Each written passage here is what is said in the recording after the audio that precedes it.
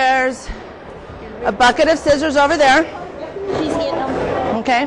Do you need 4? I can help too. Sure. We can, as many as we can get. Okay. They'll show you how far down to cut and just put them in the boxes. Most of these are going on to the flag. Okay. So it'll get that velvety look. Okay. So she'll show you how far to cut, okay? So pay attention and then just put them into the boxes for it. When I first started working on the float, the person there putting the flowers on, and I got my experience being able to do that, and I did for almost 17 years working on the floats, but always having somebody to tell me what I needed to do. When the opportunity came for Boy Scouts to put a float in, although I was a little hesitant at first to take on that job because I was always just a little worker bee, it was a challenge, and one that I didn't right away accept.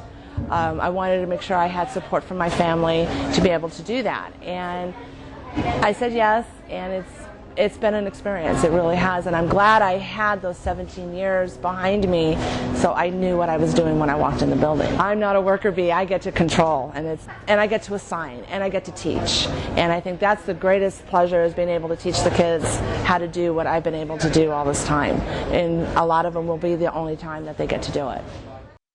You're going to need to get a box of red and a box of the white carnations, okay? And really what you're going to do is you're going to find yourself down here. Okay. All right? So the tent that's over there, come in through there. Okay. Scissors, white, red carnations.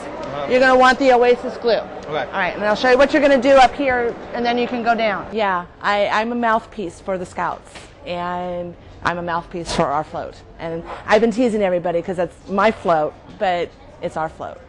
Good morning, Paul. How are you? You're talking about my float again? Good morning, ladies. How are you? Yes. And do you have time just to say a couple words to them? Absolutely. Go ahead. Absolutely. Most of you may not know, Scouting's celebrating their 100th anniversary for 2010.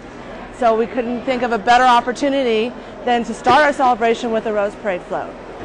We have 300 Eagle Scout and Silver Award winners, which are our venturing crew, that will be walking with our float. As a worker bee, I always really just watched the floats going down on TV.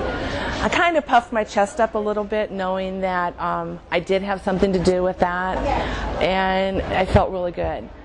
This time, I'm going to be actually sitting in the stands watching it, and I've thought over the last few weeks how I am actually going to feel as it's going down, and I have some mixed emotions. Am I going to have tears in my eyes as it's going down? And I really think that might be the case.